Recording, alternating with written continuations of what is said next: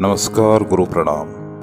मैं अभिज्ञात गुरु प्रेरणा की इस नई कड़ी में आपका बहुत बहुत स्वागत करता हूँ। जब भी दुनिया में दर्शन शास्त्र के ज्ञानियों का नाम आता है तो सुकरात का नाम उनमें सबसे ऊपर आता है। सुकरात ही वो ज्ञानी व्यक्ति थे जिन्होंने पुरानी रूढ़िवादियों को तोड़कर एथेंस में नए ज्ञान का प्रचार किया, प्रसार किया, लेकिन बदले में उन्हें मृत्यु दंड झेलना पड़ा।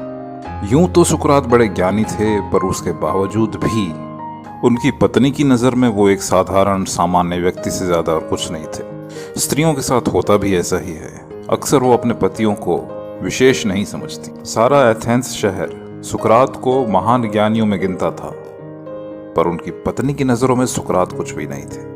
वो एक साधारण से इंसान थे। यही फर्क होता है नज़र में। पार की नज़र ही गुणों को पहचान पाती है। ऐसा ही एक प्रसंग बीता सुकरात और उनकी पत्नी के बीच में। सुकरात की पत्नी अक्सर उनके साथ कलह करती रहती थी, क्योंकि सुकरात जब ज्ञान का प्रचार प्रसार करने बैठते थे तो उन्हें समय का पता ही नहीं रहता था। कभी वो किसी गली से निकले तो कुछ लोगों ने रोक लिया, ज्ञान के प्रसार की बातें शुरू हो गई, चर्चाएं शुरू हो गई, तो समय का भान ही छोड़ देते। घर की क्या समस्या है, घर के लिए क्या करना है, जीविका चलाने के लिए क्या करना है, किसी बात का उन्हें कोई ख्याल नहीं रहता, और इस बात से उनकी पत्नी बहुत परेशान रहती थी। ऐसा ही एक दिन हुआ जब सुकरात को उनकी पत्नी ने बाजार से कुछ सामान लाने भेजा।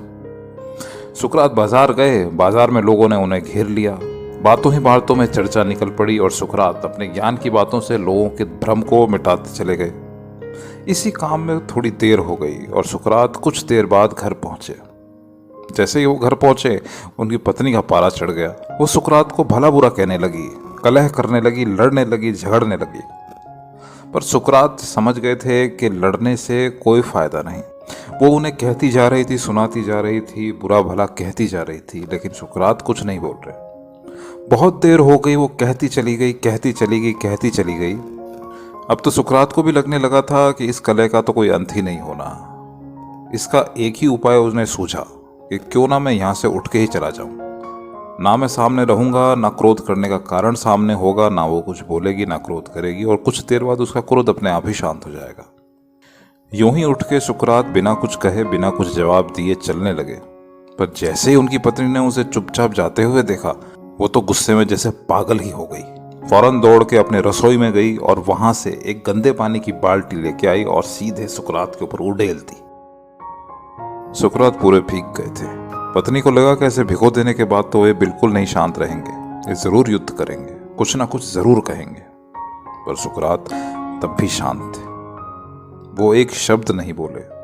अपने शरीर से, अपने हाथों से उस गंदे पानी को पोंछ के बाहर की तरफ निकल गए।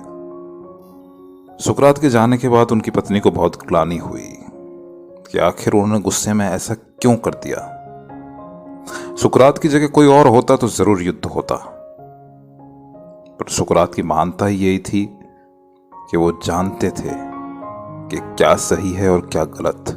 इस वाक्य ने उनकी पत्नी की आंखें खोल दी और वो पहचान गई कि सुकरात कोई साधारण आदमी नहीं, बल्कि परम ज्ञानी व्यक्ति हैं। ऐसा ही होता है ज्ञानी व्यक्तियों के साथ। उनके मौन में भी ज्ञान छुपा होता है। बहुत सी बातें ऐसी होती हैं जिनका कोई जवाब नहीं, उनका मौन ही उस बात का जवाब होता है। शायद इसीलिए सुकरात हमेशा ये कहा करते थे कि दुनिया में सबसे बड़ा ज्ञानी वो ही है जिसे कुछ नहीं आता।